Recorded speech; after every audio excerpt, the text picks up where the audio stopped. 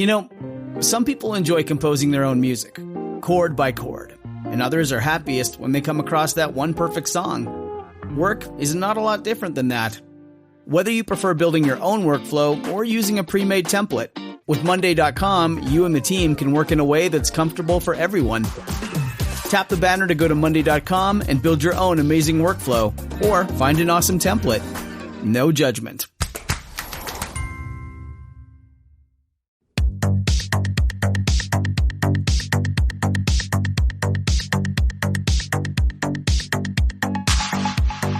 Welcome to the RuPaul's Drag Race Recap Show for Season 11, Episode 14, titled Grand Finale. My name is Joe Betance, and I am joined, as always, by one ecstatic co-host. From the podcast pod is my co-pilot. Please say... And even if I was born on the moon, I will still be in America. To Taylor... the Latte Boy. Hello, Taylor the Latte Boy. Hello, Joe Betance. Now, I'm going to tell you something. You're saying this, but then you get people very angry. When I'm saying, see, I'm the one that has to read the emails. That's like, well, why do you even watch the show? You know, I'll be honest with you. We'll talk about this more in the Patreon segment. Yeah. Not by my own accord. I saw comments from the iTunes thing. And there was a lot of like, well, why do you even watch the show? You hate the show. You clearly hate the show. These two people hate the show. And I was like, ugh. And then, you know, I get in my own little bubble and stuff like that. So I guess I'm sensitive to that right now because I've seen the comments where it's like, well, these two guys hate the show. It's annoying. Do you hate the show, Taylor? No, I love the show. That's my problem with this season is I love the show. Well, you know what's so funny is there were people who they felt the same way you did. And, well, no, they disagreed with them. They would call me, right? And they'd be like, oh, I can't believe you hit the show at the beginning of the season. And then some of them have called me and said, like, you were right. The season's not very good. I haven't heard anybody defending the season. No. You know? Nope. I think it is a show that, how do I say this? I think Rue in the beginning of the episode this week talked about the fact that it is a show by queer people, for queer people, about queer people, and it is a celebration of queer people. Mm-hmm. And I think that is why we all watch it, because we want that. While there is queer representation on TV, there is not another, even though it's a reality competition show, mm-hmm. there is nothing else like this on television. Mm-hmm. So we want it to be something that we enjoy, and we want it to be as good as it can be. And that is why we continue to watch. And that's why I didn't call you by like week 4 and say, I'm out, because I want this show to be, I feel like this show, our show, is Tyra Banks screaming at that one model, screaming, we were all rooting for you. Mm-hmm. You know, that's what this season has felt like. Wait, me. But does that mean that that there's some season where 4 weeks in I'm going to get a sudden, like, you quit email? No. Because 1, I love the show. Mm-hmm. 2, I enjoy you. 3, I was contractually obligated to finish up the season. I mean, there's a contract. Signed in blood by Joseph L. Buhacker. Signed in blood, and I had to turn over my firstborn Cuban, if as collateral. Now, let me tell you this, Taylor. Now, again, we've gone really far, maybe because it's the last one, because this is for our people who listen on podcasts everywhere. That's not for our Patreon supporters. But before we get to our Patreon supporters, I want everyone to know, if you're listening on iTunes, do not go you don't need to unsubscribe from the show. Starting next week, you're going to start getting, in other words, you're probably like, oh, I'm not going to hear Taylor for a while. Oh, no. Oh, no. You would be wrong. 2 years ago, Taylor and I did a recap of Season 6, okay, of RuPaul's Drag Race Season 6. That starts next week, right in your feed. You're going to get that. It used to be exclusive to Patreon supporters. It's been 2 years. Now you're going to get that in your feed starting next week. And then also the Rumor Mill, with myself, Evan Ayers, Jorge Munoz, and Jamila Zara, is coming also to the feed, where we'll be discussing all the drama surrounding the drag world and outside the drag world and to gay pop culture at large. So you're going to be getting 2 shows in your feed next week. Look for it. It's going to be fun. We're not going. And, well, Taylor's leaving, but we're not. Well, no, you're going to be there in spirit though. With it, I'll be there in spirit with season 6, and so no one's going anywhere. So stick around. No need to do anything. No need to pay for anything. Yada yada yada. But Taylor, let's get right to the show. This week, all of the girls return to watch the crowning of the winner of Season 11. Each girl gets her own reality competition clip package. Vanjie does a man on the street bit. We catch a glimpse of some former queens. I didn't put this in, but let me mention this now. Nina West wins the title of Miss Congeniality. Silky goes head-to-head with Brooklyn Heights. In the end, Brooke wins and moves on to the finale. Evie Oddly goes head-to-head with Akira C. Davenport. Evie wins and moves on to the next round. In the final lip-sync for the crown, Evie Oddly goes head-to-head against Brooklyn Heights. In the end, Evie Oddly is named the winner of RuPaul's Drag Race Season 11. Taylor the Latte Boy named 2 things you liked about the episode, the finale, and 1 thing you did not. Meh. 2 things that I liked about the finale. Mm-hmm. I did like the winners. I liked the winners of both Congeniality and we will talk about the who won and why we think she won later, mm-hmm. but I think that it was a justified win. Mm-hmm. I did also I liked the moments. There are times that I know that we talk about Ru as the monster.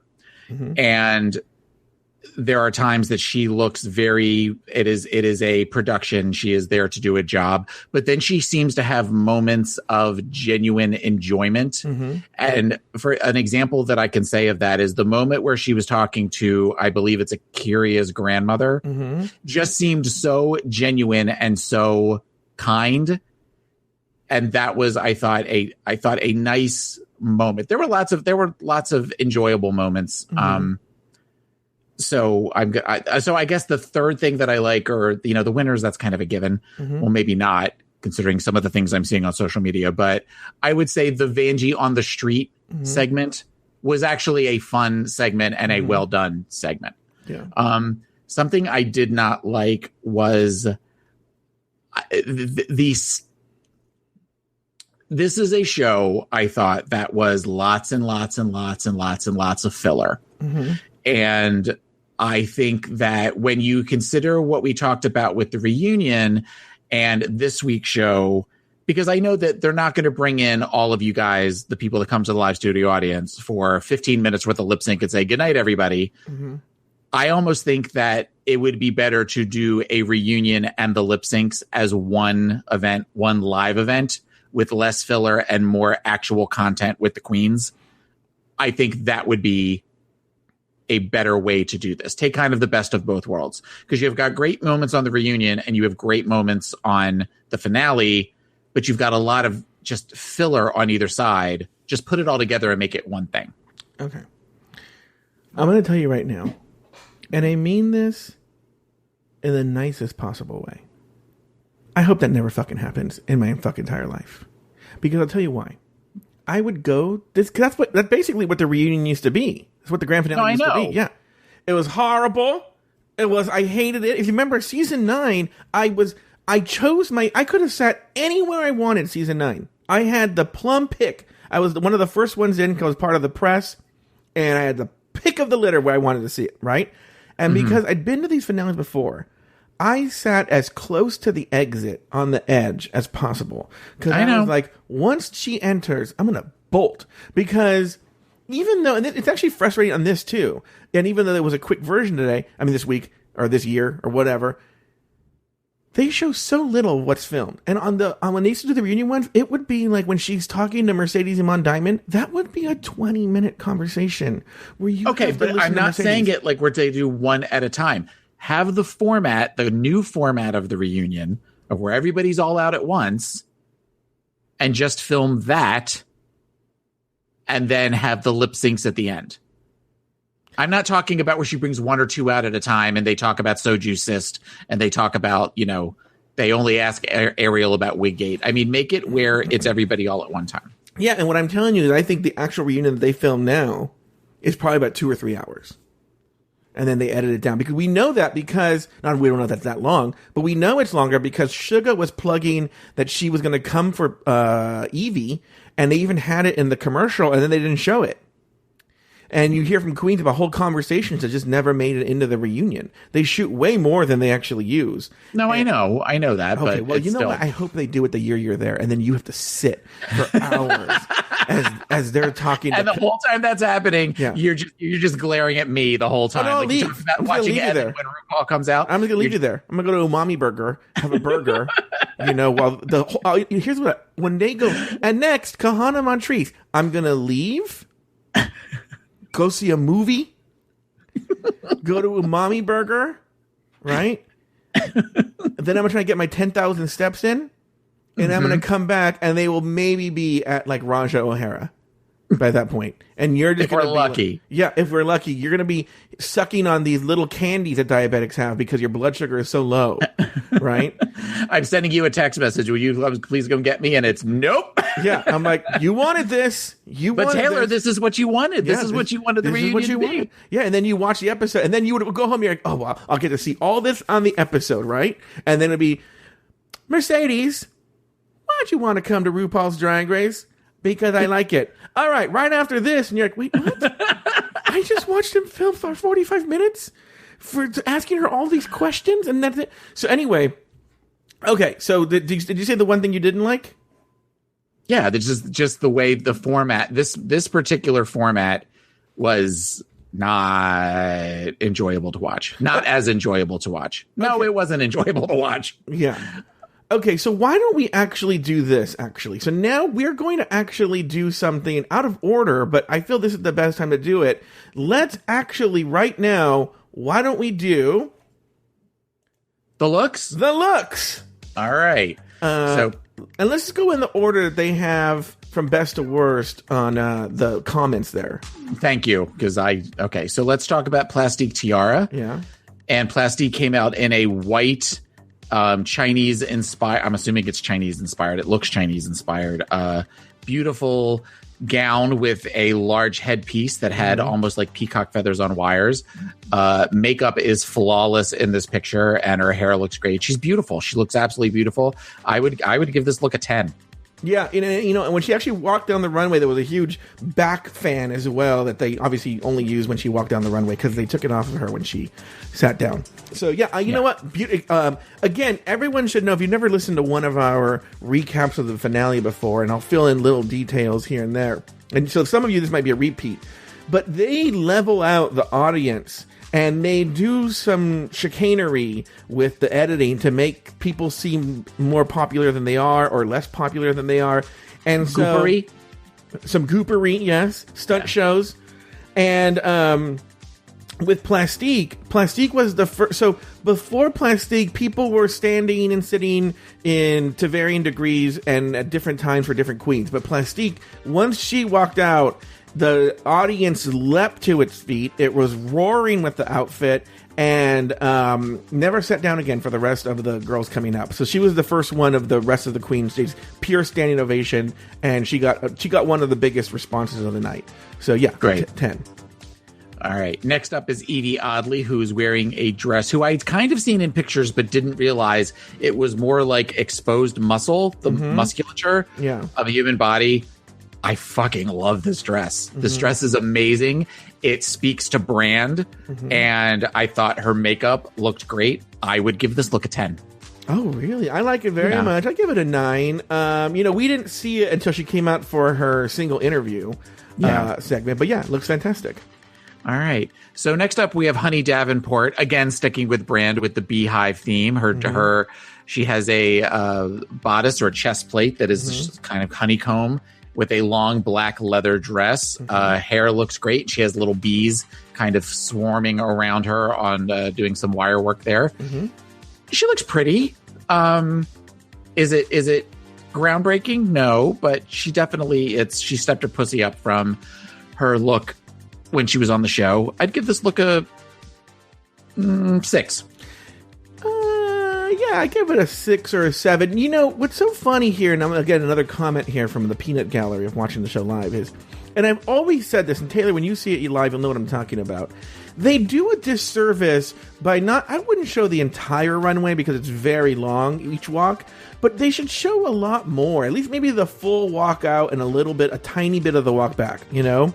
Well, in an article that I saw today, I read an article, I think it was either on Vulture or the AV Club, was that because I was having issues with the DirecTV app, which Joe was getting text messages from me complaining about it last night.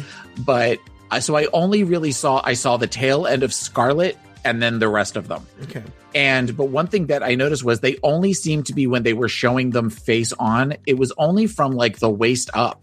They weren't showing the whole look. So that's a little bit of a disservice as well. Yeah, I don't know why they do that. It's really annoying because like you could I would rather cut out so much bullshit from this episode and see more. People love the looks and see more of the looks. You know, like instead of the dump, maybe first of all go 2 hours. You know, if you need that much time, go 2 hours. You were doing 2 hours before, and with the untucked, or cut out some of these stupid bits. They didn't really do any bits, though, this time, right? Oh, we're going to talk about the bits. Okay. No, they did little bits with each. We're going to talk about the bits. Okay. All right. So next up is Raja O'Hara, who is wearing, I believe it's purple, but in this picture that we're seeing, it almost looks like a navy blue. The dress is kind of basic. This picture of her, that is a biological woman. She is beautiful in this picture. She definitely has her hair up with varying shades of purple and lilac in it. For the dress, I will give a 5 because it's kind of middle of the road. But from the neck up, I'd give her an 8. So that puts her 5 plus 8 divided by 2, like a 6.5. I also think that this picture, the lighting and whatnot, because I've seen it, you know, and by the way, I'm not special. You've seen it on the show too. I don't think that this photograph that we're looking at does the dress any justice. And I feel looking at the dress in this photo doesn't look as impressive as it does in real life. I think in real life I would have given it a 7. Here I give it a 5. Okay. All right. So next we have Sugar Cane, who came out with a crown of light and has blonde hair. She's wearing a long floor-length dress that was held up by roses, that when she released it, there was a picture of the Virgin Mary on the front of it. That seemed, I don't know if there were reveals early on, but this was sort of the first reveal that I saw. And I thought, I'm going to say this, and it's going to sound like a read against Sugar, and I don't mean it to. She looked beautiful. I didn't know it was Sugar. Yeah. Like she just looked completely different from her drag. You know, both of those statements, I'm not a read to because I love Sugar Cane. But I thought I would give this whole thing a solid 8.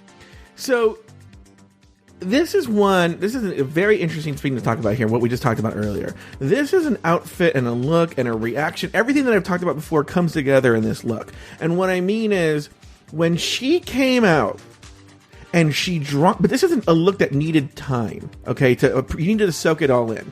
And you can almost contrast it with Evie's look in the final lip sync. We'll get to that. This look was meant to be seen live, because clearly they fucked with her on the editing.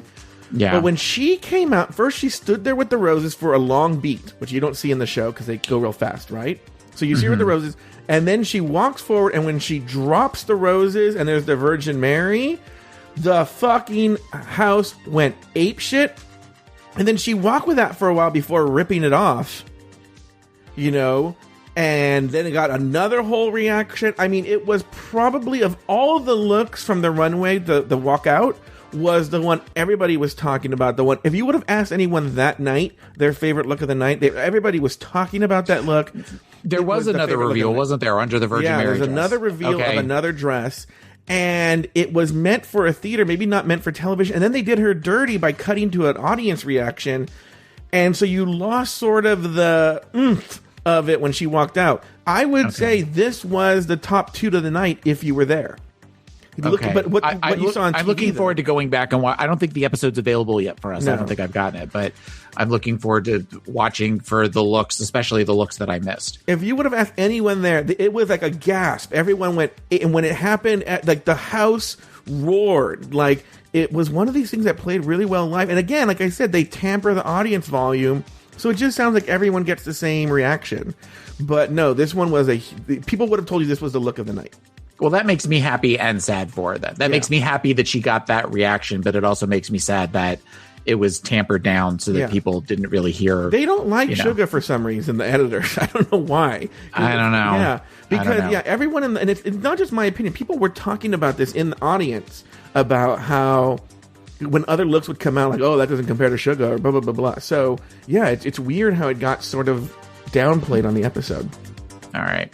So next up is Akira Chanel Davenport, who came out in it looks like an emerald, I believe it's a bodysuit, actually. I don't know that it's a dress. And then it is surrounded by black feathers to where she has I don't think it's a feathered headdress, but it's definitely something that's almost like a flapper, kind of, or cotton. Yeah, kind of like that. She looks beautiful. She looks absolutely beautiful. I almost think the feathers are distracting. Mm-hmm. You know, we definitely see a better use of feathers later. Yeah. And this is sort of, it's nice. I'll give it a 7, just because it looks awkward. It doesn't look like something that you can freely move in and really get movement within the dress. And I get that the structure of the feathers, you can't just have them where they're flapping around all over the place, but it's not great. I don't normally notice this stuff, but it's one of those outfits where you would say the outfit is wearing her. Yes. Yeah. Look at you learning and growing. Mm-hmm. Yeah. That is definitely, it is where the outfit is wearing her. Yeah. She's kind of lost in the outfit. Yes. Yeah. Okay. So that is Akira. Next up, we have Mercedes Iman Diamond, who, she looks pretty. Yeah. This is the first time seeing her. Oh, that's right. Yeah. You missed it. Yeah. Yeah. So she's in I guess it's an orange. I believe it's like an orange and gold dress that with a big, like, slit up the side, but it looks like there's some sort of structure to it, to where it almost looks like half a hula hoop, showing off her legs, her little 5'3" legs. I love her hair. I love the style. Though she kind of has these big waves for the hair, and the makeup looks pretty good. Is it my favorite look so far? No. I'll give this a 7. All right, I kind of same page as you. All right, I buy into that. All right. So next up, we have Brooklyn Heights, wearing a white and nude illusion dress that has all sorts of feathers, and she has a large headdress. I'm going to say something controversial. I do not like this look at all. I don't like the headdress, whatever you want to call it. I'm gonna give this a 4. Oh, I don't know if I hate it that much, but I feel like we've seen this before. I could be wrong. I'm sure like Evan would be able to tell me, but we've seen maybe like an Ivy Winters or a Pearl in a similar outfit before. Yeah, it doesn't speak to who she is. If you're going in for top 4, when you think about think about Evie. Evie's look for top 4 for last night was on brand. This is something you could see I would even say Akira's look is on brand. This just looks like something anybody could wear. Also, look, like Shangela, like Chad Michaels, it's always dangerous to tie yourself to a pop culture phenomenon at the moment. So she's doing this whole Queen of the North and Winter's Coming bullshit. And I'm just like, this is going to be so outdated even a year from now. Yeah. I much like, Happy Hunger Games bitches, or even, even Daenerys, the Game of Thrones for a couple of seasons ago, which for Shangela, now that reference doesn't seem so great considering what we know about the end of Game of Thrones. So next up is Vanessa Vanjie Mateo in a leopard print catsuit with a bleach blonde side bob. I don't like this. Oh, really? I don't. I think her body, the shape of her body looks great. I'm loving what she is doing with where she has clearly changed up her makeup. The blonde, and again, this might be the picture, but I kind of remembered this last night too. The platinum blonde hair kind of washes her out because she puts on so much foundation, or her foundation is shiny or whatever. But I don't like this any more than Brooks. I'm going to give this a 4 as well. I think I like seeing sort of the change up. It is very sexy. John and Kate +8. Can I speak to your manager? Realness. Yeah. Like she's. Can I speak to your manager at Z Gallery or something? I don't know where. Z Gallery. Are there even still Z Galleries around? I don't even know. But she looks. That person looks. She would stop shop at Z Gallery. Can I speak to your manager at Rave Girl? Because my daughter needs a prom dress, and don't tell me you don't sell prom dresses here at Rave Girl. You gotta have something for her. But I don't hate it. I would say a 6. All right. Okay. So next up, we have Scarlet Envy. Scarlet Envy is wearing a dress that is lots of shades of red and oranges and golds, much like Mercedes. Scarlet looks amazing here. Again, I caught the tail end of her. This is old school Hollywood glamour to me. The hair, the makeup, everything. She looks beautiful. I am going to give this look, and I'll give this a 9. Oh, wow. I think it's already very on brand. I feel like we've seen her do it before. I'm going to give it a 7. Okay. So, all right. So next up is my girl, Nina West. Yeah. Nina West is wearing a dress that is inspired by paper dolls, old-timey paper dolls of the olden days. So I think you can still buy those for different things. It is a pink long dress with an exposed, in quotes, back that sort of shows her undergarments underneath. Fun, very on brand. Was it my favorite of the night? No. And for some reason, I didn't like her hair. I'm a huge Nina stan, but it wasn't everything I wanted it to be. So I am going to give this. I'm going to give this an 8. Wow. Meh. I'd give it a 6. Okay. So next up is Silky. How many more we got? Oh, we got a couple more. Silky Nutmeg Ganache, who came out in a roach-inspired dress, similar to what Alaska wore during All Stars 2. Underneath, there was a fringe, I think it was like a pantsuit that had its middle exposed, or there was a nude illusion stocking in between. The pink dress with the roaches looks horrible. Looking at this picture, it looks cheap because it looks like the roaches are made of velvet, which is a very heavy fabric. I would have liked the other outfit more had the nude stocking in between the top and the pants matched her skin tone. I don't know if it was just the way the camera was picking it up or if it was just the wrong shade. Had that been the case, I'd give her a much higher score than I did. So because of the misstep with the roach, and I get what she was trying to do, 7. I agree with that.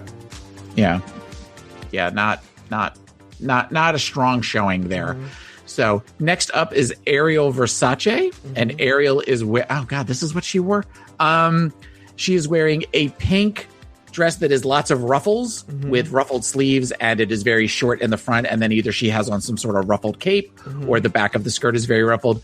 This is basic. This is, if I saw her and I didn't know it was her, I wouldn't know it was Ariel. This is a 3. This is not a good look at all. I give it a 5 just because I feel it's just very Ariel. Like, she brought us who Ariel is. It's okay. You know what? I'll bring it up to a 4 because it's on brand. Yeah, it is very on brand. Okay. Sorry, I went to the next look already. Okay, so next up is Kahana Montrese, and oh Jesus Christ, what the fuck? I don't know. It's leather. I think, you know what? I'm going to say it's leather. I can guarantee you that's not real leather. Yeah. Different colors. She's wearing like short shorts that are, it's got wings, like leathery wings. And I like her wig. She looks like she watched that cartoon Heavy Metal and decided to make a costume from that. It's lots of studded leather. Yeah. But not like, but like gaudy. It's like when you see like leather jackets that have like different, like a leather heart on it, or that's a different color that's what this looks like. This is not. This is awful. I don't remember that being like that. This looks like the cheap leather, like NFL jackets that you get in stores where they just like add all sorts of stuff to them. Yeah. And but if you added like drag queen juice to that, then this would be what came up. This is a 2, and that's only because I like her wig. Yeah, that's awful. Ooh, all right. And that's everybody, right? That's the looks. That's the looks. All right, very good. So now let's actually move on. We'll talk about it in batches. So why don't we? So the next big part of the show was they brought out each individual queen, and they did these clip packages, and then they brought them out, chit-chatted, talked to their parents, and moved on. What were your thoughts on those clip package / interviews, Taylor? You have some thoughts, I take it. What I'm going to do is I didn't understand this way of talking with the queens. And I am sending you a link right now that I would like for you to play, because this is what these clips reminded me of. All right, here we go. So we're going to play the clips or the talking. My name is Victoria, and I'm 15 years old, and I don't care what my mama says, I'm going to have a baby. Okay, so what you're showing us here seems to be like a clip from like before they bring someone out on Maury. Yes. Right? Okay. So right now there's Victoria. She's 15. This is she's saying. I'll do whatever it takes to take care of my baby. If it has to come out prostitute in my body, then so be it. I'm going to adjust my baby in all brand names. And if I can't support it, then I guess I'm going to steal it. You sell it? Thinks that I'm not ready to have a baby, but I have everything my baby will need. If my baby gets clothes and it needs a blanket, it's alright because I have it. And if my baby needs clothes, it's cool because I have tons of them. And if my baby loses the pacifiers, I have 3 more. I'm not just having sex with 1, not 2, but 3 different guys. That's right, I'm a player, but that's cool because I got it like that. My life dreams are to drop out of school, to be on Girls Gone Wild, and to have my baby. And there's nothing my stupid mother can say to change my mind. Here's next, Evie Oddly. The way of where we're going to do these weird interviews where we're going to shoot them from 2 different angles in black and white, where it's supposed to be very like, you know, especially Akira seemed very serious and very like a prize fighter kind of talking before a big match. But then we're going to juxtapose them with Akira like fighting Fortune Feimster for a hot dog. Like it was just weird. It was this weird. It didn't speak to what I am expecting, because I feel like the reunion night is a night for 2 things: glamour and comedy.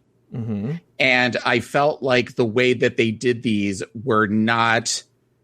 didn't speak to necessarily, because a lot of the things with the actors, where they had Fortune Feimster and they had Tiffany Pollard and they had all these other different things, was it just didn't make a whole lot of sense as to why they would go in this direction, other than the only thing I could honestly think of is it feels like VH1 has a lot of shows that just seemed trashy, and it feels like VH1 is producing a lot of trashy shows right now. And it feels like this is something where like the producers of VH1 got a hold of the show. Like that's kind of what it felt like to me. I don't think I hated it as much. I know a lot of people hate it. I don't think I hated it as much. One, because again, when I'm sitting there, it's because they didn't show us the clip packages, which I'll get to in a second. We didn't see them. And so I was like, oh God, less time of them just talking about stupid shit, you know? Just get to it. So I was kind of happy about that. 1. 2 is Akira is probably the one that just chose to make it serious. Clearly Brooke, Evie, and Silky was somewhere in between. But they chose to have a little bit more fun with it. But Akira is not a funny person, you know? Akira is going to make it serious, and so I think it was a good reflection of what her personality is. I didn't hate it as much.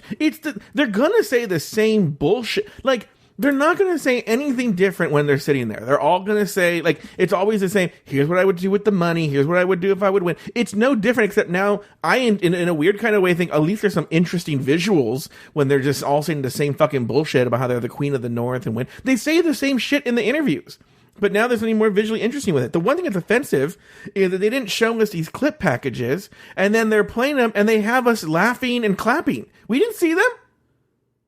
Lies.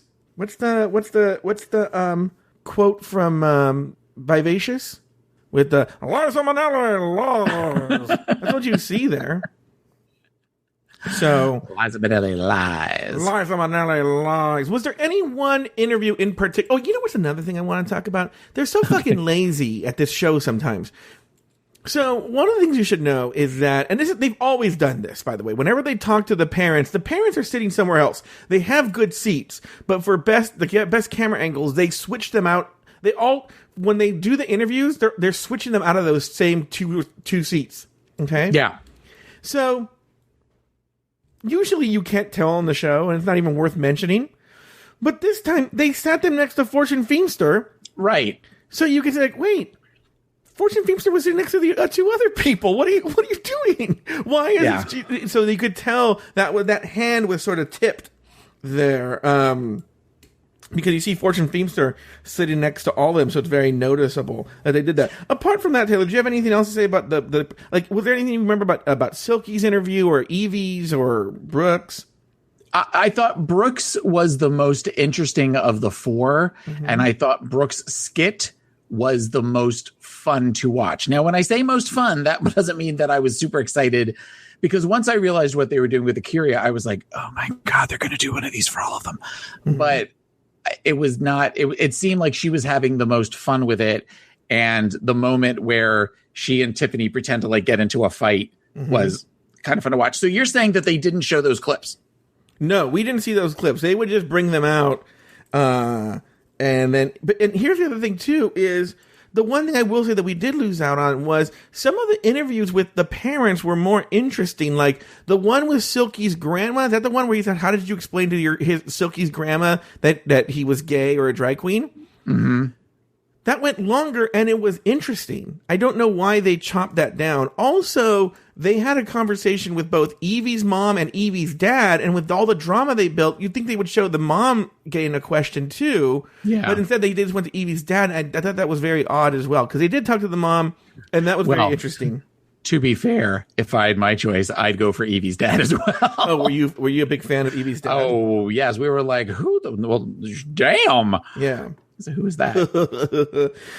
I also want to give a lot of credit to the dancers that they have on this show, because they dance their fucking asses off. It's so funny because they're doing whole giant routines that they had to learn, right? And we as an audience in the theater see it, and then they show you 10 seconds of it, not even that, 5 seconds, and you're like, why did they have them learn so much? I mean, they dance for so long in and out of commercials, and you're like, it would be fun. Let me tell you what, it's fun to watch them dance. And I don't know why they don't show that more. There was one or two of them that I was there was one I felt like that had a little bit of chest hair or something that I was very much, anytime they'd all come out, I would immediately look for him. I mean, super cute. But again, this seems like, and I get that they talk about how shots in TV shows and even music videos from the 80s compared to now, things are a second, a minute and a half, not a minute and a half, a second and a half, and really, really fast. You can never really focus on anything. So I almost wonder if this really is this finale is really, it's made for the audience that's there with the intention of sending out a byproduct to all of the masses, because they figure we're never going to know better, because this is we just know, those that don't listen to this podcast or other people that have podcasts or other people that went to the finale that have a social medium aren't going to talk about all of these details, aren't going to talk about all this sort of stuff. So when you just have this where you just sort of assume that everything is these little 30-second where they come out, they dance around her and they sit back down, it's not, it was hard to focus. But here's what's funny. I just thought of this right now. I would just rather they don't do those stupid interviews with the top four, that before they do the lip sync, the first run of lip syncs, that we see those clip packages and then they just do the lip syncs. We didn't learn anything from those interviews, from the clip packages, nothing. Yeah. I would rather see a shorter clip package of sort of their run on the show. Yeah. And then just go to the fucking lip sync. How long were each of those packages, do you think? Because they felt at least a minute. I would say at least a minute. No, they were definitely longer than a minute. Oh, you think so? Oh, they had to be at least 3 minutes each. Oh, no. They weren't that long, I don't think. Okay, well, they were definitely longer than a minute, so maybe 2. Okay, sold. But right. But yeah, I would just say do shorter 1 minute packages about their story on the show, and then do it right before they do the lip syncs, the end, and that's what I would do. I don't know why they had to do this whole weird rigmarole with the parents and the this and the that. But I think they're slowly starting to learn this. So maybe next year it'll change. Because then we get more time for the runway. We get more time because we'll talk about when Christine and the Queens, whoever that woman is, Yeah, I know. She comes out, and then they did the world's fastest runway walk with the queens who were sitting in the audience. I would have loved to have seen that. longer. Yeah. More of who was there. It was like the quickest shot of Serena Cha-Cha of all time, And still, I think she was longer on that runway walk than she was on the actual show. And then, so I would much rather have seen that, I don't know. What were your thoughts on that runway walk, by the way? With all of the different queens? Yeah. I didn't know who a lot of them were. Yeah. They were probably 4 or 5 because, again, they showed them for a split second and you're like, I didn't catch who that was. I don't know. I mean, some of them were clear, like, Raja, Mrs. Kasha Davis, James Mansfield, everything, that kind of stuff, which it sounded like when James Mansfield came out that she got a big applause. She got a decent applause. Everyone got a decent applause. The only thing I would say is like people like Alexis Mateo and Raja, the ones they would get a much bigger applause. Raja got like a standing ovation. But then I also don't get why like Kennedy Davenport came out and like you couldn't see her face. Like if it wasn't for the one eye, I wouldn't have necessarily known it was Kennedy Davenport. Yeah. Well, the reality is. So that was just a moment I didn't like. What they did that was kind of smart was that was actually the pre-show. So when we sat down, that happened about an hour before the show actually started. And they told us they were going to put it in later in the show, that this was out of order. So that was actually part of the pre-show. And so maybe they didn't know they were going to walk the runway. And they're like, oh, okay, I'm here. I'm going to walk the runway. So maybe they didn't necessarily plan for that. They just thought they'd just be in the audience. Did they show Eureka O'Hara doing the runway? No, they did. Oh, they did? Oh, okay. I was like, oh. They showed Eureka. Okay. She was the first one out. Oh, was she? Oh, okay. Yeah. And, all right. So any other thoughts on that runway walk? Who is Christine and why is she singing Sissy That Walk? Spotify, and I even asked Evan and Jorge on the rumor mill, our resident young people, and they're like, I don't know who she is. Right, but then people in the chat room were like, "How do you not know who Christine and the Queens are?" I'm like, "Oh, no, okay. I'm looking at the chat room now. Could it be sort of like that? What's the tea, Christine? So that's why they had somebody named Christine singing the song. No, I don't know what it is. I don't know who she is. I think she's some sort of gay person. I don't know. Those damn gays wanting to get up on a stage and sing a song with one eyelash on. By the way, did you notice, maybe this was only a DirecTV thing, that they were showing commercials for season 11 on VH1 as if it was new? Yep. I noticed that too. So they'd be like, join us next Thursday for an all-new season of RuPaul's Drag Race. And they're plugging season 11. And I'm like, yeah, we're watching the finale of the show right now. What do you do? I don't know what they were showing there. That was really, really weird. Yeah. So, this DirecTV app. Yeah. Let me tell you about this DirecTV app. It's the worst. Well, you get to be gone as of this weekend. So let me tell you this. What I want to talk about right now, we're going to take a little bit, not a break. You know what? We're going to talk about this and then we're going to take a break. Okay? Okay. I want to talk about my experience of going to the finale, at least up to this point. Okay? Okay. So, first of all, we sit down. I am such an old man pro at this, Taylor. I brought a seat cushion. Of course you did. I'm actually using a seat cushion right now. And what's funny is when I go to my seat, everybody was already in their seat. Okay, so I go up and I put the seat cushion down, and they're like, "Oh," and I'm all like, I go, "Oh yeah."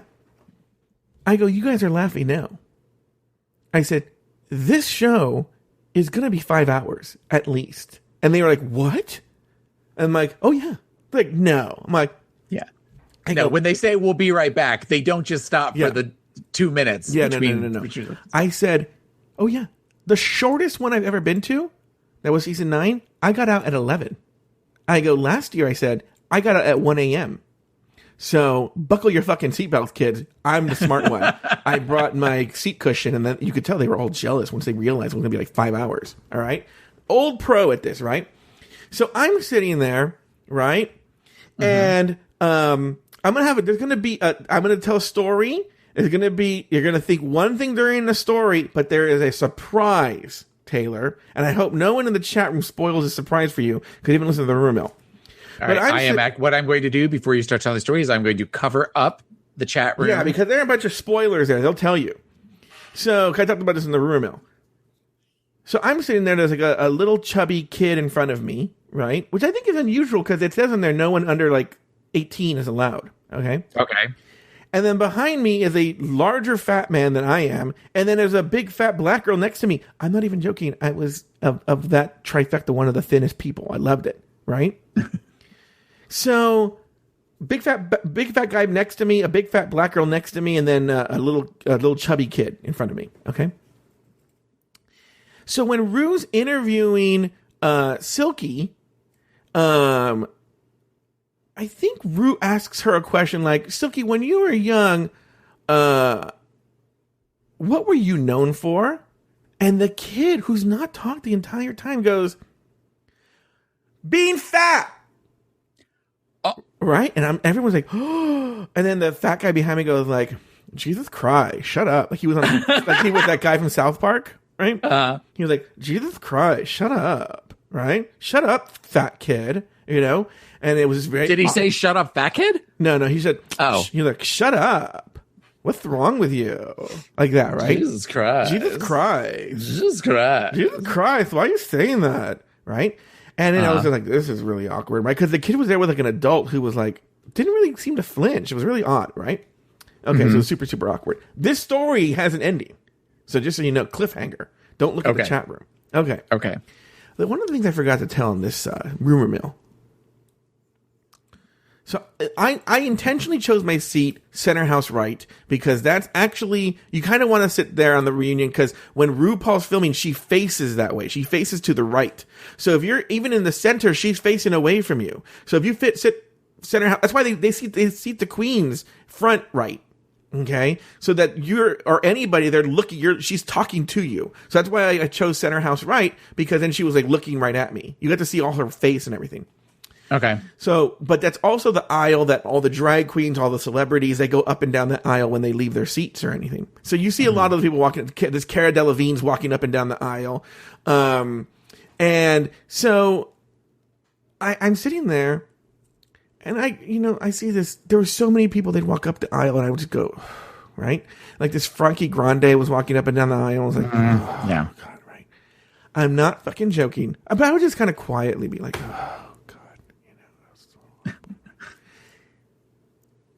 this Todrick Hall walks up the aisle. And I don't know how I did this. I literally went, ugh. Right when he walked by me, I was like, ugh. Like, I don't think he knew I was talking about him, right?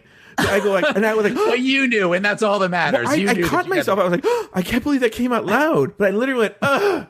And it's so funny. I didn't do that for this Frankie Grande. I didn't do this for, any... Okay, then, so what happens is inevitably, especially if you're a recognizable queen sitting in that section, when you're walking up and down the aisle, people are shouting your name, they want to shake your hand. Like, Jasmine Masters was trying to walk through a gauntlet, trying to get out of this, to go get a drink or go to the bathroom, okay? Yeah. Same thing with, like, anyone that you recognize. Angina, Eureka O'Hara, if they recognized you and you were walking up down the aisle, they were all reaching their hands out trying to touch you and stuff like that, right? Mm-hmm. Joe Betance, TV, podcasting, Joe Betance, anybody, right? Mm-hmm. It's back, a funny Angina story. Angina was in the men's restroom, and she was coming out as I was going in, and I just heard her scream, do you think I'm soju? I'm not soju! Right? And I was like, oh God, this is awkward, right? This not Kahana Montrese. This Kimora Lee Black. Is that her name? No, yeah. Kimora Black. Not Kimora Black. Kimora Black. She kept walking up and down the aisles. Crickets. No one's caring about this Kimora Black. Right? So she started, like, every time she go down the aisle, then she started walking backwards down the aisle because maybe she was thinking, like, well, maybe no one's seeing it's me. Yeah. Drag race legend Kimora Black. No one did nothing. At one point, she, like, literally did, like, a cartwheel. Hoping people would be like, Kimora. Everyone just ignored her. It was both sad and funny. It was awful, right? That's your kind of moment. Yeah. Sad and funny. Yeah, that's why I loved it. I loved my Kahana was my not Kahana. I keep saying Kahana. Kimora was my favorite. Well, I mean, really, they're kind of the same. They're both Vegas queens. They're both Vegas queens, and they're both awful. Anyway, and they both went home second or third. Yeah. So anyway, so that's I feel like that's pretty much. Do you have any questions about this Love Connie? Let me just say this now. She was a giant presence. That's like the third time you've done that to me, by the way. What? Do you have any question? Oh, this story. And then you start telling a story. That's how I remind myself of stories. So this Love Connie, she was such a major presence on the show. She basically hosted the night. She was basically the warm-up comic. She was talking to us, very, very funny. They should bring her back every year to do what she was doing, where she was, they have you come out and do the fake clapping, the fake laughing, but she actually made you really genuinely laugh. She kept yelling at Cara Delevingne, like, you fucking bitch, and stuff like that. I don't know why that was so funny. Right? And it was a very delightful presence to have there. Big fan of Love Connie. Go Love Connie. There was that. Any questions, Taylor, about my experience going? Okay, I have a question as to how the night actually starts. Yeah. In that, is it something where they come out and say, okay, everybody, we're starting in 5 minutes. You need to find your seat. Yes. And then they do the whole, okay, starting in 3, 2, and then like the music starts? Or is that, how does it actually begin? The actual show or just all the dumb shit that happens before the show? So here's the process: is you go in, then they eventually say we're going to start doing stuff, right? And then that's when they did like the Christine and the Queens, and then the Queens who were there walk up and down the aisle, and everyone cheers. It's also a way for them to test the sound, test all these, make sure everything's working in the lights, and then they sit down. Okay, then Love Connie came in, and actually Love Connie's bit that she did that happened. I think they filmed that early on too. I think that was pre-filmed as well. I could be wrong there. Love Connie was such a presence the whole night that I'm mistaken when they may have filmed that. But they do a lot of that stuff then. Then Love Connie has you do the fake, like you're shocked, like and then like clap, like you just heard the funniest thing ever, and do this and do that, right?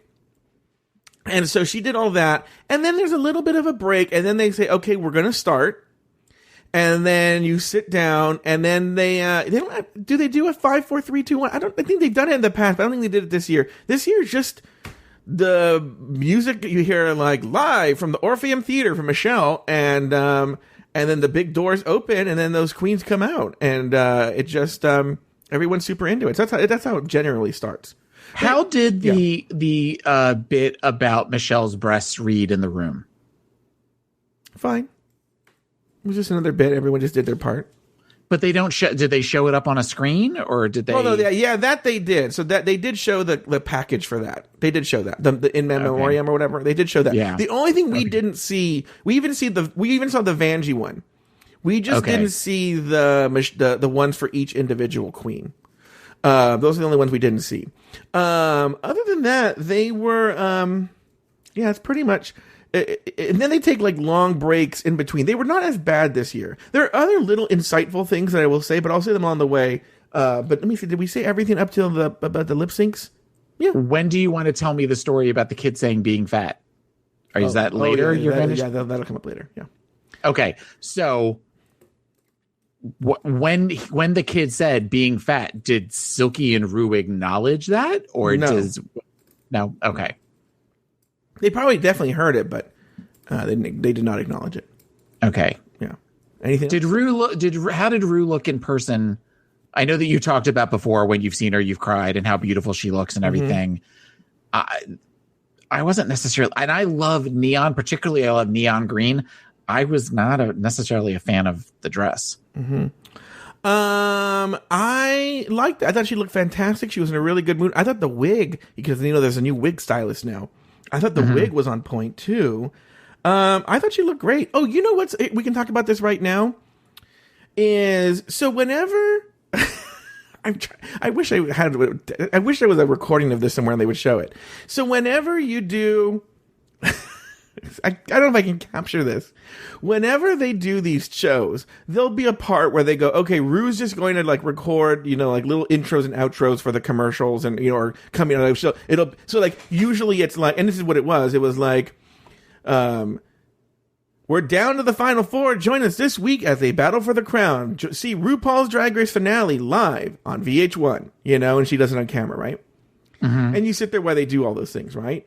And then they warned us, and they said, and Rue I think it was Rue said, okay, guys, we're going to do some really weird ones.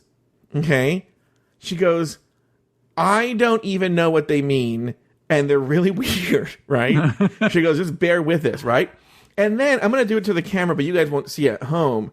Then she's looking at the camera and then be like, like, oh, wait a minute. because. Okay, go ahead. Why did you say because? Because the second you turned around, that's when my screensaver decided to turn on. Oh, so then she looks at the camera, and this is why it's so great to sit center house right. And she just looks at it and she's very serious and she goes, they go 3, 2, hi, SpongeBob. And then she was like, hi, Blue. And then there was another person, she said, someone figured it out when I talked about it in the room mail. The other person, she said, they figured out that it was for a video game. Okay. They figured out it was for a video game. Because then she started saying weird-ass shit, like that sort of was Drag Race related, but then not, it had to do with, and it was a weird, even after she was done, Rue started laughing. She goes, I have no fucking clue what I just said. She goes, I have no fucking idea what I just said. And that was actually a really fun part. And the audience, because we were supposed to be like dead silent, and they had to do it a couple of times because the audience would laugh because it was so weird. It was so bizarre. And so that was sort of a fun thing that also happened that we only got to see. Okay, so at this point, why don't we do this, Taylor? Why don't we take a break right here? Okay. All right, Sounds we'll be good. back right after this. This is Amy Poehler. My new movie, Disney and Pixar's Inside Out 2, is coming to theaters June 14th, and it's making me feel joy and sadness and anger, definitely some disgust, and I think a little fear. But I'm also feeling these new emotions like anxiety, embarrassment, envy, and ennui. It's what you call the boredom. Okay, that one was weird. It's going to be the feel everything movie of the summer. Disney and Pixar's Inside Out 2. Rated PG. Parental guidance suggested. Only in theaters June 14th. Get tickets now. Welcome to the Canva guided meditation for stress at work. Impending deadline? Generate Canva presentations in seconds. So fast. Brainstorm got too big? Summarize with AI in a click. Writer's block? Release with Canva Magic Write. Magical. Stress less and save time at canva.com. Designed for work. Okay, and we're back. Okay, so let's actually can I say action anymore? Let's talk about now the whole process of the lip sync for the crown and all of that jazz. Now, one of the most common questions asked of me is the wheel turn real? Yes. They shorten it for TV, but it actually turns for a very long time, and when you're sitting there, you can tell it's very real. There's nothing fake about it. There's nothing weird about it. Rue spins the wheel, and it spins for a very long time until it very slowly stops on the queen. So when it stopped on Silky, there were no shenanigans. Unless they make it look really good, there were no shenanigans. Okay? So the next thing we see is that Silky is chosen on the wheel, and she gets to challenge any of the queens to a lip sync battle for the crown. Taylor, any thoughts just on this point right now? I get that they probably said stand there for 20 seconds or whatever before you make your decision. It was longer. Oh, really? Yeah, she took a very, very, very, very long time to choose. Well, you kind of can see, like, I can't imagine that she didn't, or maybe this is proof that she didn't think ahead to who am I going to, if my face is the one that goes on the wheel, who do I want to lip sync against? Mm-hmm. And planning for that ahead of time. I remember and I know that you went the year with Trinity where Trinity was picked and she picked Peppermint, and it felt like it was very quick when she decided to pick It was fairly Peppermint. quick, yeah. Right. So I can't imagine that being, all right, so if I pick this is who I'm going to go against, weighing the pros and cons of who to go against and the strategy of that. Mm-hmm. She looked from that moment on, she looked either lost or defeated for the rest of the night. Mm-hmm. So I don't know if her mind went blank. I don't know what it was, but I think that everybody was expecting, and by everybody, I mean me, was expecting to finally see the Silky versus Evie that we were pretty much promised and gearing up to the whole season. I also think it would have made sense to go against Akira, because going into this, they knew that Brooke and Evie were the two strongest competitors. Mm-hmm. So if she went against Akira, there was at least a chance she would be top two. Mm-hmm. Because then, unless there was going to be some sort of fuckery from last year where Eureka and Aquaria both were in the top two, where they did a tie, it was going to be where she would at least take out one of the two strongest competitors. Mm-hmm. So the fact that she picked Brooke made absolutely no sense to me. If I had to guess, the logic is, I don't think she wanted, no one knows, right? Like I said, she took a very, very, very long time. Very, very long time. If you think a minute, 2 minutes, 5 minutes? Under 2, more than 1. Okay. There's a listener, I don't know if he's in the chat room right now, named Sudi Sud. I don't know if he's weighing in on this, because he was there as well. And so was Life of Brie. Okay. Yeah. So I don't know if they're weighing in. But it was more than a minute, less than 2. Long time. And my logic is, I could go against Evie, but Evie and I are friends now, and I don't want to feed into that drama. Okay? I'm not going to go against Aquaria because she's my dream girl sister. So who do I have the least stakes with? It's Brooke. But then going into that, knowing that Brooke was always a strong competitor for lip sync, so that maybe that's why she was defeated. Like, she just sort of realized that she painted herself into a corner at that point. Well, I think, but also if she's standing there, right? If you look at Brooke, it doesn't look like she has any reveals. And she's looking at Evie, and Evie looks like she has a ton of reveals, which is funny because Evie had no reveals, and Brooke had, a reveal about that she wasn't really wearing heels. So, I think that was also a thing there too. Where she was like, well, it looks like there's a lot of reveals on this one, so I'm going to go with the person who doesn't look to have any reveals. I don't know. I mean, that's the only assumption I could make there. So did people look surprised when she said Brooke, or were people like, what was the? I mean, I know the reaction is everybody cheered, but did it? Like, sometimes when somebody does something, like, again, when a kid yells being fat, everybody gasps. When she said Brooke, did people sort of be like, what? Like, was there confusion? Was there excitement? Was there blood in the water? No one really talked about it. They just all cheered when she chose somebody. It was very tense in the room because I guess it took a long time. So you could literally hear a pin drop as Silky sat there. Mm-hmm.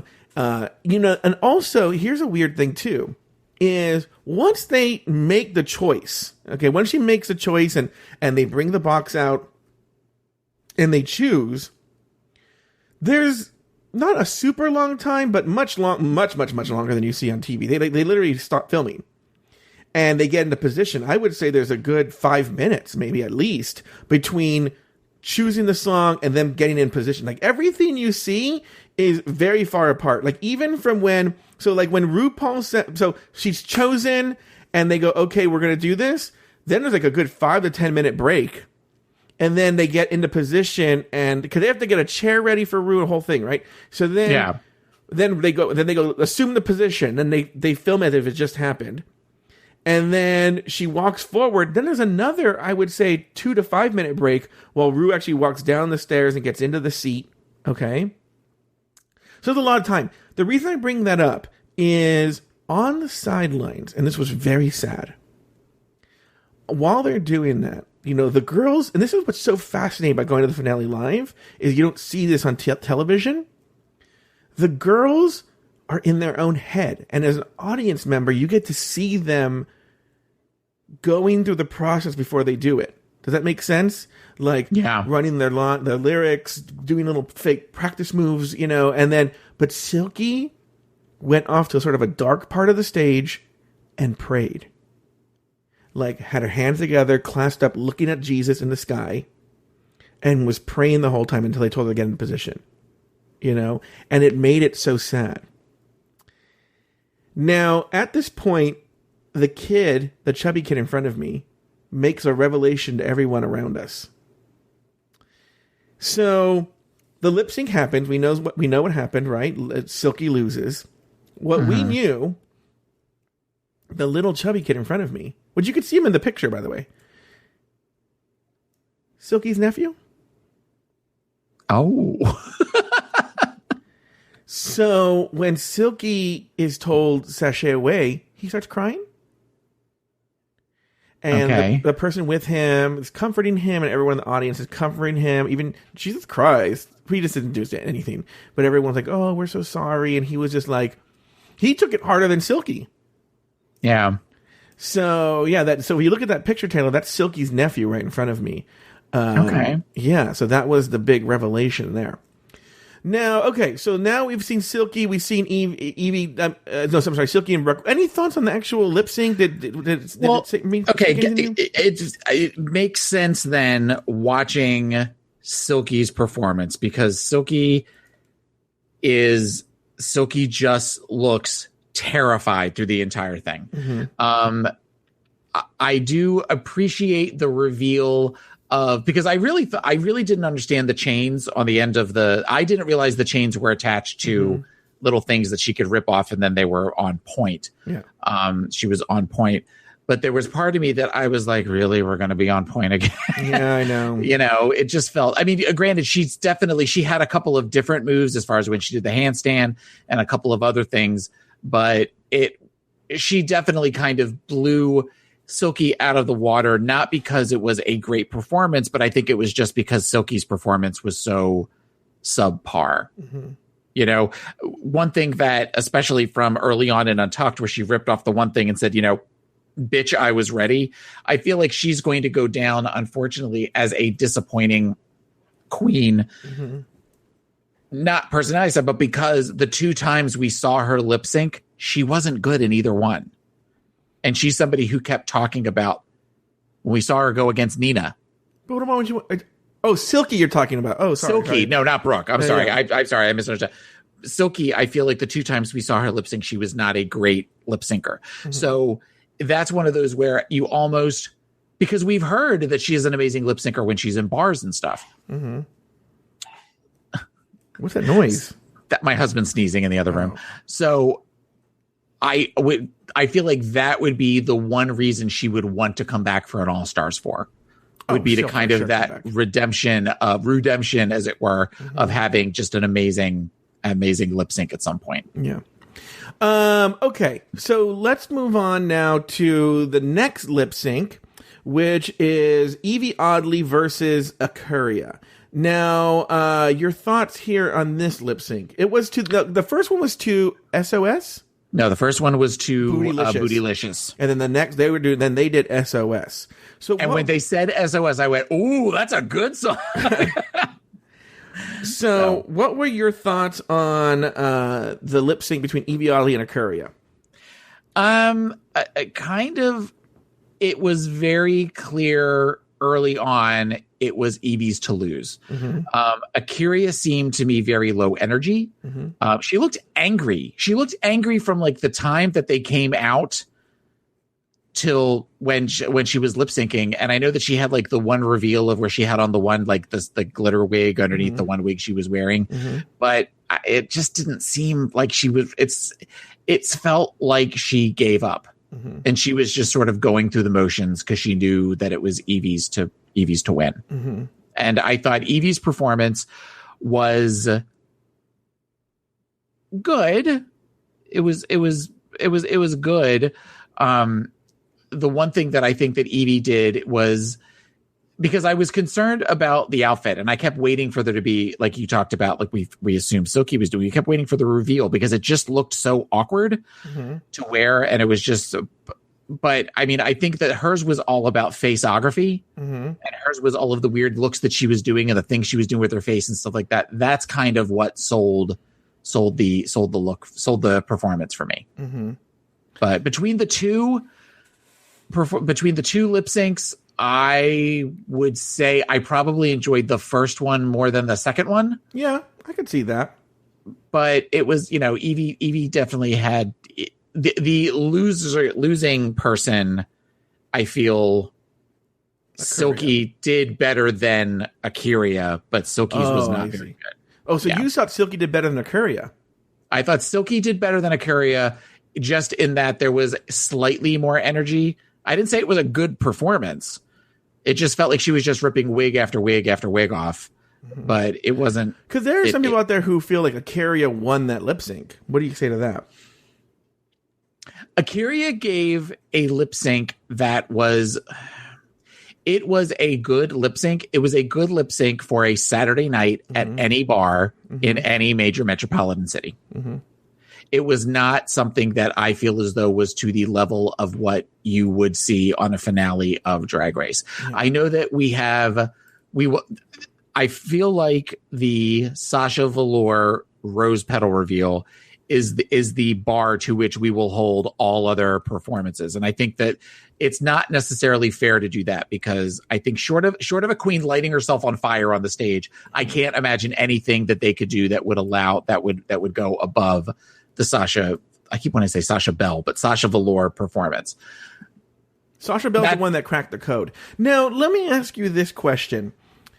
Did RuPaul choose correctly? Should it have been Brooke versus Evie in the final lip sync for the crown? Okay. Yes.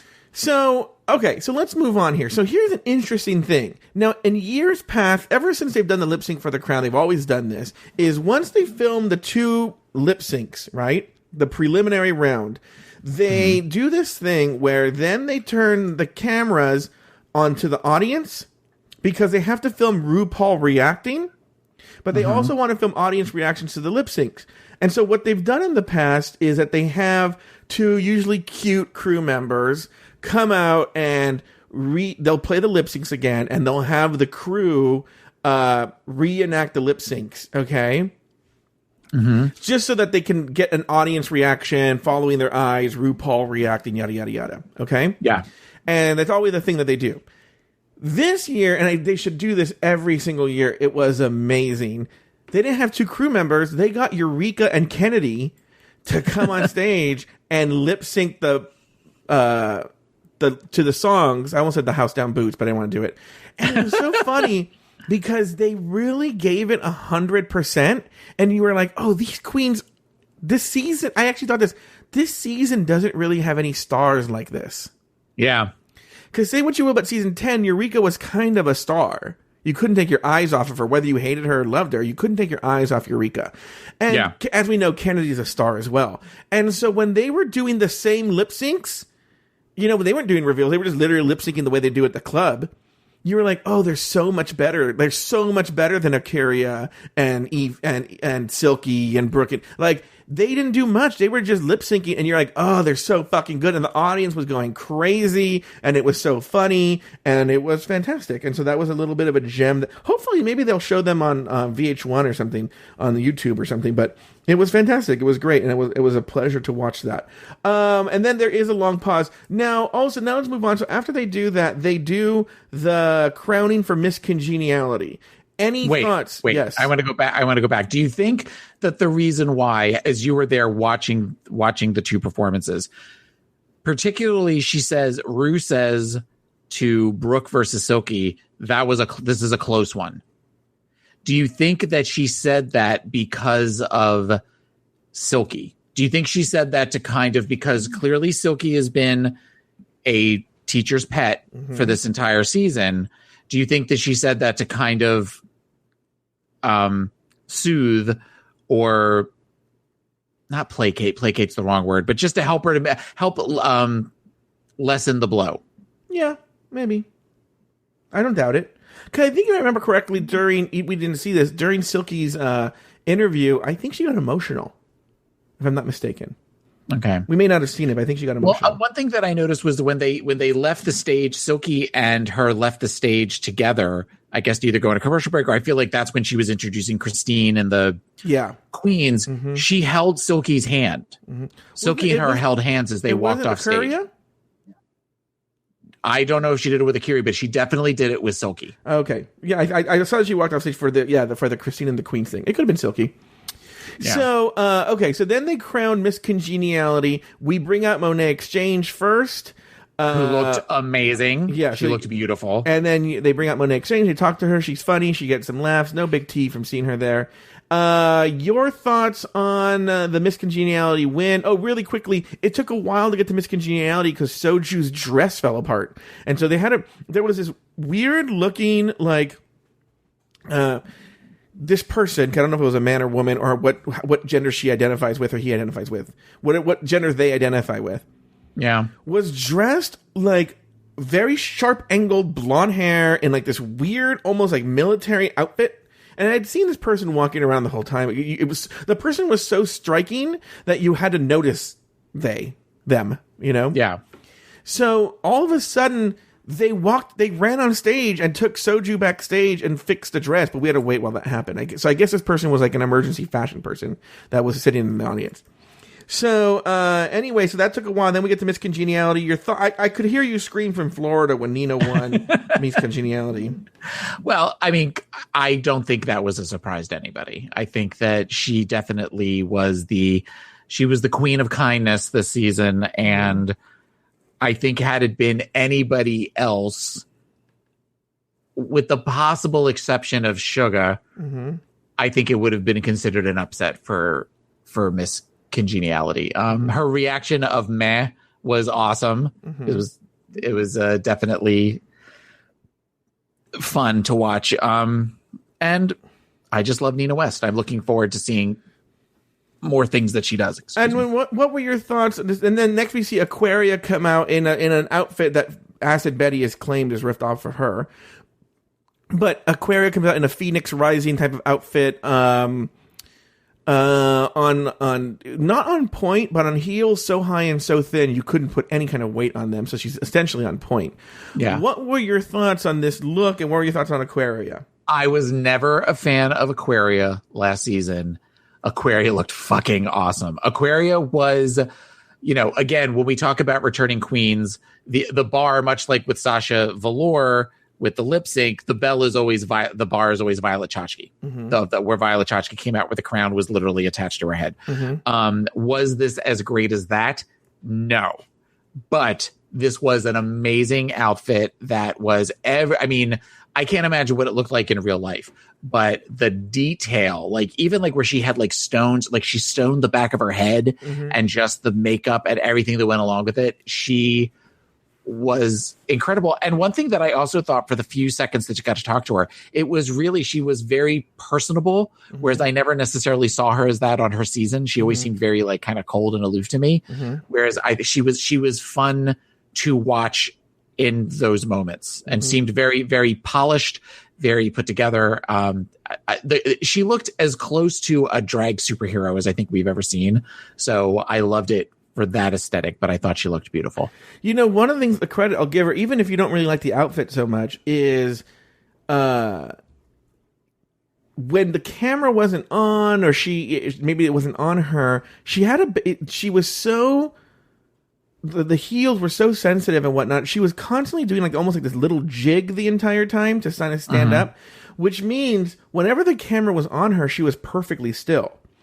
So if you ever want evidence that drag is pain, you could tell just for her to stand there and be beautiful and hold the crown and look poised, that bitch was in pain during that entire time. And it's not short, by the way, everybody. She's not standing there for a little bit. She's out there for at least 45 minutes, half an hour to 45 minutes on that. So kudos. Whatever you think of the look, that bitch went through some pain to bring you that look. So bravo to Aquaria. So now we get to the final lip sync for the crown. The song is Edge of Glory by Lady Gaga.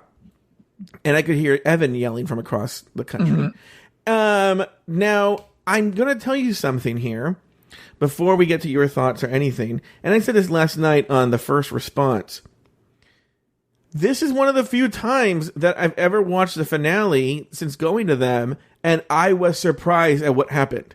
Because we didn't get the mirror effect in the audience, or at least I didn't from where I was standing. So when I saw what was happening, I was like, oh, holy shit, is that what was going on during that lip sync? Because... Yeah. And this is what I was talking about as opposed to Sugar Cane, where Sugar Cane's outfit was meant to bring the house down. Evie's outfit was 100% meant for the camera. It wasn't meant for us. Where the camera is at the same level as she is, and because we're below, we don't really see the effect as much. Maybe people super close who were sitting by RuPaul saw the effect, but that would be really hard too. So I think that was 100% meant for the camera. So when I saw it yesterday, I was like, oh, is that what was going on? Because if you heard my response after, I said that the lip sync was too close to call from what I saw. Seen it in person, seen it on television, I'm like, no, that wasn't close at all. Yeah. That wasn't even a little bit close. Because all the movement she made, everything she did made 100% sense once I saw it on TV. Taylor, your thoughts? It was theatrical. It was definitely something where, one of the reasons that I loved both, not only the rose petals, but also when Sasha wore the skull over her face for It's Not Right for her finale, was she told a story with her face. And it wasn't necessarily all about the huge movements and everything like that. It was all about telling some sort of story. And it was, it was all about the face. And I felt like Evie's performance was such that everything that she was doing, all of her movements, even when she was doing things like bending over backwards and turning around where there's the other head and stuff like that, she was telling a story, and it was all so controlled. It was all so every muscle in her body was deliberate, and it was something that we had never seen before. Particularly when you consider like when she lip synced to the Demi Lovato song against Brooke, that it was really about the both of them doing like who can do a shablam bigger than the other one and all that kind of stuff. Compared to Brooke, who, while I loved the idea of the thing where it says reveals, and they did show for a split second on the back of her outfit where it says, "Here comes the reveal." Yeah. But it was also one of those that, again, the editing is such that it was so fast. If you weren't paying attention, you would have missed it. Yeah. She looked like she was flailing around compared to Evie. And I feel like a lot of the moves, it reminded me of. Can I guess? What? Kenya Michaels and Latrice? Well, I was going to say that at one point, but yes and no. But what I was going to say is, do you remember in season 5 when the first time Detox did the thing with her jaw to Take Me Home by Cher? Okay. And then the next time that she had to lip sync, she did it again and pointed, because Michelle had such a big reaction to it. She did it again and pointed at Michelle, and Michelle had stink face because she was doing the same thing again. Brooke was doing the exact same moves that she did during her lip sync against. So it was something we'd already seen before. And it was something that we weren't going to be as impressed by it, especially when you have somebody compared to her that is doing this very controlled, methodical, deliberate movement. About 30 seconds in, I turned to my husband and said, Evie won. And he said, you think so? I said, yeah, Evie won this. Evie won this. I can't imagine a world in which she doesn't win unless something happens. And she did it all without any sort of reveal. I mean, there was the head, but I mean, you were kind of expecting at some point for the dress or the bodice or something to be ripped off, and it never was. This was proof of that you don't need a reveal. You don't need butterflies. You don't need rose petals to give an amazing performance. You don't need a death drop. You don't need anything like that in order to do an amazing performance. I have seen lots of things on social media where people seem to be convinced that Brooke should have won. Oh, really? That lip sync. Yeah, it's a certain subset of fans that seem to be focused on that, and I don't get it unless you just have this just complete undying love for a queen and it kills you. You know, I remember last year I wasn't necessarily thrilled that Aquaria won. I really kind of, as much as she had problems, I was kind of rooting for Eureka, and I really kind of thought Eureka was going to win. But I also, looking back at that, while I don't necessarily agree with the results of the lip sync, I can see why Aquaria won. Yeah. And the things that I'm seeing are people are like, I don't understand how Evie could have won that, and I don't get it. Well, you know, a lot of the debate that I've seen online about Evie's win is not necessarily that Evie didn't win the lip sync. I think from what I've seen, it's been 100% everyone agrees that Evie won the lip sync against Brooke. What the anger you're seeing is, well, I guess that the competition doesn't matter. I guess it's really not about track record. It's about lip syncs. Which my answer to that is, then if it's about track record, then why even have a finale? Why not just on the last episode? Just you had the best record. Yeah. Well, because then there's not that drama. But something else that I also think... I know what I'm saying. That's my answer to the people who think it should just be track record. Yeah. Yeah, where there's just a scoreboard that changes. If it's just a scoreboard, then why even have a finale? Just on the last episode, just be like, oh, well, you had the most points, so. But I also think about that, you're looking for I've used the word on brand a lot this episode. And I think that Rue is looking to her brand as far as who will be a good queen, who she thinks will be a good queen that will carry the title of the next drag superstar. And when you think about it, yes, Brooke had the most points. So Brooke might have won the most challenges, but I kind of feel like Evie won the season because we saw a lot of growth in Evie. And we saw changing in her, and we saw her from where she was very angry in the beginning to where she became a more fleshed out character. Whereas I felt like Brooke always kind of stayed the same. I mentioned to you on the phone today that I'm going back and I didn't listen to any of the rumor mills this season. And over the course of this week, I listened to all of them up into the finale because I wanted you to be able to tell me these stories and me to hear them the first time. And one thing, so going back, and it's funny listening to you talk about, people like, I forget somebody that you talked about, that you the Silky with the Meet the Queens. You're like, oh, she seems fun. Yeah. And things like that. But you talk about at one point the challenges that people seem to have with Evie compared to the Vixen from last season. And that Evie kind of would sort of pop off on things, but she's getting a pass, whereas the Vixen didn't. And I think part of the reason, now watching the season as a whole, I think part of the reason for that is that we didn't see growth with the Vixen. I feel like we saw growth and we saw humility and we saw the ability to discuss things with Evie, and we saw her learn. Whereas I feel like we never saw that from the Vixen. And I feel like that is why Evie slowly got more of a pass about that over the season, because I feel like she was the more interesting one to watch, particularly when you compare this season to Brooke. Brooke was all about perfection, and Brooke was all about being, constantly in control, whereas Evie was kind of a mess. She was a messy queen. Even a lot, the Muppet look was kind of a messy look too, but that's who she is. And I feel like she is a more relatable queen than Brooke is. I'm curious on your thoughts to that. Versus the Vixen or versus Brooke? Any of it. I think, I do think that the show does think, 2 steps ahead. And I wonder, and I wasn't going to bring this up today. I was going to bring it up on the rumor mill, but I do wonder if there is we can't fucking give the crown again to another boring white queen, a la Aquaria, a la, no, not that Sasha Velour is necessarily boring in her drag, but isn't the most sparkling TV personality, I don't think, Like, can we do that yet again?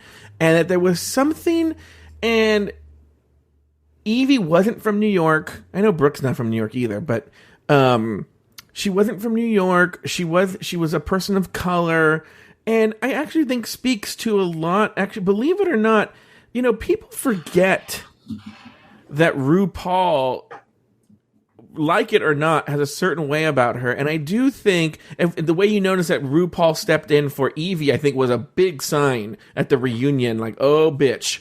Like, this chick won. Because the way RuPaul was like, oh, no. What Evie is saying is you're like, that Evie really resonated with RuPaul. Because I think RuPaul has a sort of a similar kind of personality. And so I think, well, not only does she have a similar personality, when you go back and look at old early drag RuPaul was more punk than anything else. Yeah. And Evie, of all of the queens that were there, was the most punk queen. Yeah. Where a tall, thin, black punk queen. So much like we have talked about other queens where she's seen a little bit of herself in them, I feel like she's seeing a little bit of herself in Evie. Yeah, and I think just from a fan perspective, and I know that, see, the problem is that race really comes into play, and I think maybe you were hinting at this or not. A lot of people who are really pressed about Brooke losing, I think there's a lot of race problems to it, you know? And I'm not saying for everybody, you know, she did have the best record going in, but I think that this show is very conscious of that. And you just said something right now that I wanted to comment on. What did you just say right now? That Rue was very punk early on. Oh yeah. Yeah, and I do think that Rue sees a lot of herself in Evie, and I think Brooke came off as a fan. I was saying that yes, Brooke was very successful, but she came off as very calculated. And I don't know. It felt like the right choice. I don't know why. That's what I'm saying. Yeah. I agree with that. I think it felt. I said to you, I think I said to you last week during our reunion episode, it felt like going into the final four, or that last episode where it was Brooke versus Vanjie. Mm-hmm. It felt like Brooke was a shoo-in. Like we were all just going to have to wait 2 weeks to watch Brooke at the Crown. Yeah. And then I feel like on social media, you kind of felt this turn to where it felt like suddenly it was all about Evie, and Evie was getting all of the love, and Evie speaks to the kids that I feel like Sharon spoke to and Jinx spoke to, particularly of where the kids that were kind of the outliers and the kids that get angry and they just lash out. And I think that Rue picked Evie. You know, I mean, you can talk about race and that kind of thing, but I feel like she's the one that kids are going to want to follow because they want to see Evie's art. And Evie has interesting, you know, right or wrong, has interesting, thoughts on different platforms and different things of style and stuff like that. Whereas I feel like Brooke, everything is going to be, Evie's the type of person that will just throw out a tweet, whereas Brooke's the type of person that would erase and retype the tweet 15 times. Yeah. Well, also remember that I think that there was an arc set in the very early episodes when Raja said this. An ugly girl can never come for a pretty girl. Yeah. You know? And that she's talking about Evie. Yeah. You know, and Evie just won the whole fucking thing. You know? And there is sort of a Cinderella story about that. And I think it was the right choice. I think it was a very, very good choice. As boring as this season was, here's my prediction. As boring as this season was, as boring as this cast was, everything, I actually really feel Evie's going to be either a transformative queen or a very important queen and a very good queen for the show. It's very strange. Boring season, boring queens, but I think she'll be an important queen that will be important for the show moving forward. Thank you. Okay. Now, one thing I do want to say is, you know, there was sort of an early sign at the taping of the finale that Evie was going to win. Because if you don't know this now, it's pretty well known that they tape both winners. So they tape Brooke winning, and they taped Evie winning. And when they tape, and they do it in alphabetical order, so Brooke went first, and she just made some sort of Queen of the North comment and then marched up and down the runway, right? But when Evie first did it, when she did her take, she said something about she was going to go eat a baby or something like that, right? Something like. Oh, you knew about this, Taylor? No. Oh yeah. She said something about I'm gonna Rue's like, what are you gonna go do now? She's gonna go eat a baby or something like that, right? And then they were like, whatever. And then they did the whole thing, right? The whole who do you the whole in dreams? Yeah. That whole spiel, which lasts forever. And then RuPaul says to the audience, "Well, guys, thank you so much for coming. Goodbye." And then you hear over, nope. Everybody stay in your seats. We still need you. And then they were like, we need you to retape what you said. You cannot say on VH1 that you're going to go eat a baby. So then they didn't do the whole ending. They just taped literally a very tight shot of RuPaul asking Evie, you know, now that she's won, what is she going to do? And then she said, whatever, let your freak flag fly kind of thing. And so they had to retape it. So the fact that they made him retape it, to us was a sign, oh, she might win, or she's going to win. Because if they didn't think she was going to win, they would have had her retape and keep the whole audience there, or keep RuPaul, who wanted to go home. So, all right. Well, that said, Taylor, do you have any final thoughts on the entire season, on the finale? Any final thoughts before we lose you for quite a while, actually? Yeah, it's going to be a while. I'll pop in every once in a while. I'm sure you'll have something where on here. If you have you got 19 shows, I mean, I'm sure that at some point you'll say you want to come on to talk about something. It's been. I enjoy you. I enjoy doing the show with you. This season has been tough to watch. I'm not going to lie. It's not been as fun of a season as I was hoping. And I don't know if that's fatigue from All Stars or what, but I want when we do season 12, I want season 12 to be so much fun and so full of life and so much where I want to do first response with you, where I want to say, you know, let's get on the air right now and let's talk about the show. You know, I love you and I love our audience, and while I am looking forward to my time getting shit done on Friday afternoons now, having Friday afternoons to myself, I will miss some of the stuff that we do. I feel like I'm dying. I'm not really dying. The thing at the CAT scan earlier, everything will be fine. Well, you know, everyone, you're going to still hear Taylor later on in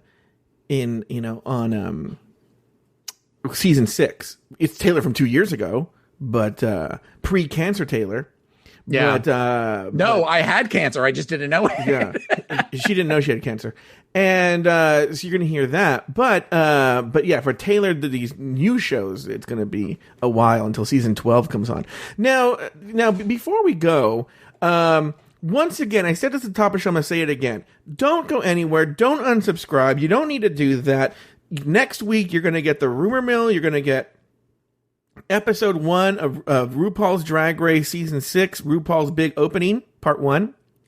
And it's going to be Taylor the Latte Boy and Joe Betance from 2 years ago. And then you're going to have me with new episodes with the Rumor Mill with Evan Ayres and Jamila Zara and Jorge Munoz. And it's going to be a lot of fun. By the way, Taylor, you should know this. We had a contest about who could spot Joe Betance.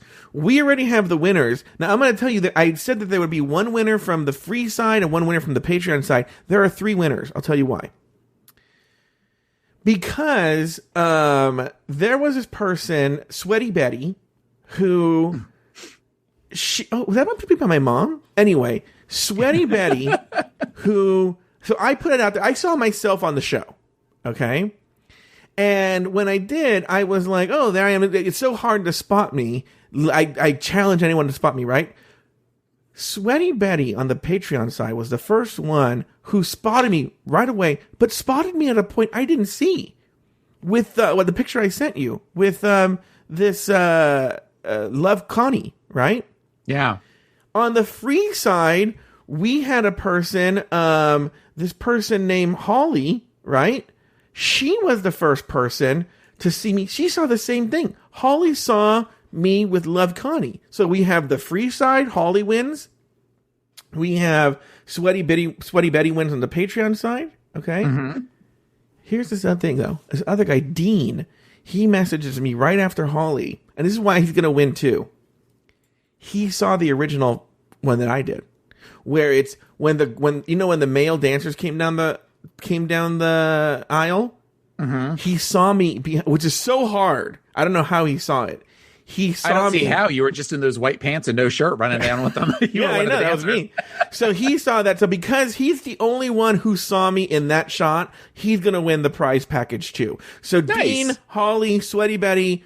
Sweaty Betty's already given me her address. But Dean and Holly, send your address where I can mail the stuff to dragracerecap@gmail.com. And I will send you that merch prize package. And you guys will get that. All right, guys. Well, that's going to do it for this season of RuPaul's Drag Race Season 11. Be sure to join us next week and every week as I continue to... Taylor and I continue to discuss, dissect, and deconstruct. You have nothing nice to say to me? No. RuPaul's Drag Race. Yeah. The nice thing I had to say to you lands in your PayPal on the 6th of every month. Wow. As Taylor and I continue to discuss, dissect, and deconstruct RuPaul's Drag Race Season 6. Also, be sure to tune into the Rumor Mill with myself, Jamila Zara, Evan Ayers, and Jorge Munoz as we discuss all the drama from the world of drag and gay pop culture. Until then, for Taylor the Latte Boy and myself, sashay away until Season 6?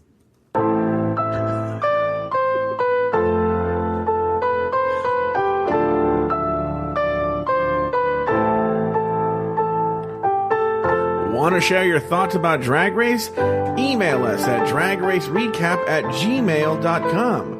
For up-to-the-minute news about the show, follow us on Instagram and Twitter at Drag Race Recap. You can also follow us on Facebook at facebook.com/Drag Race Recap. For bonus content and to support the show, head over to patreon.com/Drag Race Recap.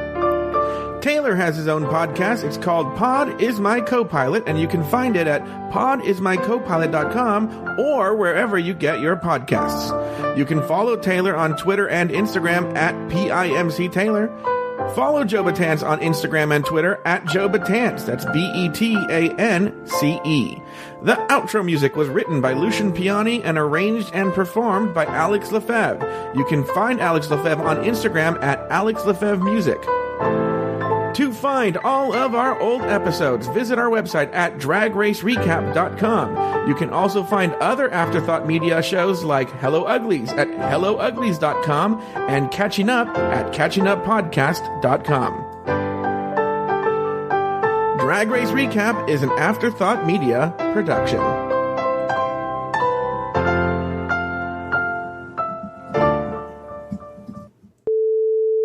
I feel badly that I didn't say anything nice about you. I've just busted your balls. Okay. Everyone should know I really enjoy doing the show with Taylor. You know, Taylor, I consider him to be the co-host of the show. And so it's going to be very sad. It'll be difficult. We will soldier on, but we'll be fine. You know, we'll be fine. But Taylor, I couldn't go. What's wrong? I know what you're going to do. What do you mean? Go ahead. I'm sorry. You couldn't let me go. What are you talking about? You're going to play that fucking song. What song? Taylor, I haven't even said anything. You're going to play that song from Coco. I'm watching you type. No, I'm just typing. I'm typing in the chat room. What are you talking about? I'm just in the chat room. I don't know what's going on. And if suddenly guitar music plays in the background, I don't know. You're crazy. Remember, though I have to say goodbye, remember, don't let it make you cry. For even if I'm far away, I hold you in my heart. I sing a secret song to you each night we are apart. Remember me when you do that other show. Remember me, your fat pig friend Joe. Know that I am with you the only way that I can be until you're in my arms again. Remember me.